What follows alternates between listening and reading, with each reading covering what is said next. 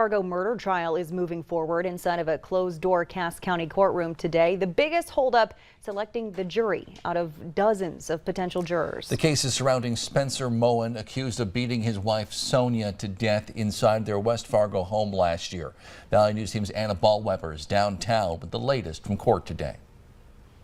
It was a big day in Cass County Court today. 80 potential jurors packed the courtroom, with some even having to stand as they await jury selection.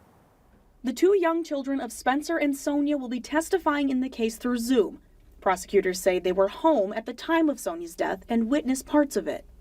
The defense in the case argues that having the kids testify could impact the way the jury sees Moen, making him look guilty right off of the bat. The kids' competency are also under question. Jury selection was expected to only take 1 day, but by just after noon, only 3 members were dismissed. Reporting outside of the Cass County Courthouse, Anna Ballweber, Valley News Live.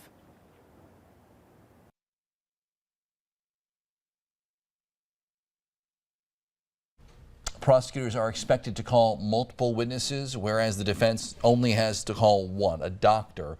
Moen has already been sentenced on a second charge against him, contributing to the deprivation of a minor. He was sentenced to 360 days in prison, but given credit for the more than 400 days that he's already spent behind bars.